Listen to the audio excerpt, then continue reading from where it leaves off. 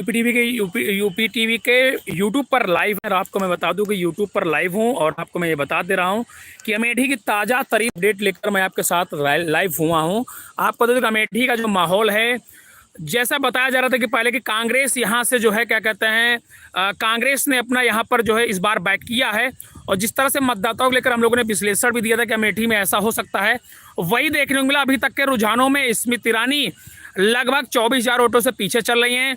के शर्मा को लगभग 90,000 के आसपास वोट मिल गए, वहीं स्मृति लगभग 66,000 वोट उनको भी मिले हैं। तो कहीं ना कहीं बता दूं कि स्मृति ईरानी पीछे चल रही हैं। सांसद थी, बहुत मेहनत की, बहुत जनसभाएं की, कई दौरे किए। जेपी नड्डा राष्ट्रीय अध्यक्ष बीजेपी के वो स्वयं आए थे और यहाँ पर गृह मंत्री अमित शाह ने रोड शो किया, योगी आदित्यनाथ ने 2-2 रैलियाँ की, तमाम उपलब्धियाँ उन्होंने गिनाई। लेकिन जिस तरह से अमेठी की जनता का मूड और माहौल अलग दिखा, कहीं ना कहीं ये नज़र आ रहा था कि इस बार शायद बदलाव हो सकता। अभी कुछ कहा नहीं जा सकता, 24,000 25,000 का हार का मतलब आंकड़ा भी है अंतर का। लेकिन लोकसभा का चुनाव लोग कहते भी, जो हमने राजनीतिक जो गणितज्ञ हैं, राजनीतिक पंडितों से बात की, उन्होंने कहा इतना बड़ा मार्जिन अभी कवर हो सकता है क्योंकि काफ़ी संख्या में वोट अभी वोटों की काउंटिंग होनी बाकी है।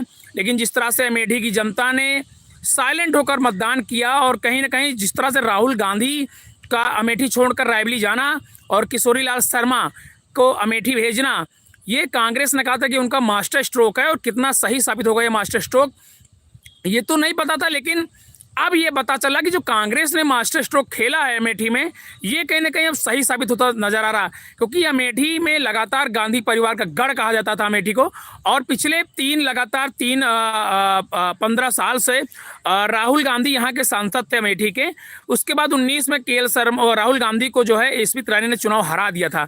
लेकिन उसके बाद अमेठी में माहौल और मिजाज की अगर बात की ले तो लगातार ये कहा जा रहा था कि अमेठी से क्या राहुल गांधी इस बार लड़ेंगे। नहीं, राहुल गांधी जब वही हुआ चुनाव, वायनाड को उन्होंने पहली अपनी सीट चुनी। अमेठी में आखिरी तक ये तंज कसता रहा कि कौन लड़ेगा। कांग्रेस के लोग हताश थे, काफ़ी परेशान थे कि राहुल गांधी लड़ेंगे नहीं लड़ेंगे। आखिर फैसला हो कि राहुल गांधी रायबरेली चल रहे हैं और फिर रियासत के साथ प्रियंका गांधी चुनाव लड़ेंगे। लेकिन आखिरकार किशोरी लाल शर्मा को उनके कर्मों का फल मिला है, मेहनत का फल। उन्होंने कांग्रेस की जो 40 वर्षों सेवा की थी, सोनिया गांधी के सांसद प्रतिनिधि हुआ करते थे रायबरेली के, उसके बाद अमेठी का भी चुनाव ये देखते थे। तो कहीं ना कहीं जिस तरह से चुनावी माहौल और चुनावी समीकरण पूरा था, कांग्रेस ने बदला, उसको देखते हुए अमेठी से जैसे केएल शर्मा को मैदान में उतारा, ये लगा कि शायद वॉक ओवर दे दिया है कांग्रेस ने वॉक ओवर दे दिया है बीजेपी को, स्मृति ईरानी को, जिस तरह से केएल शर्मा को मैदान में उतारा था।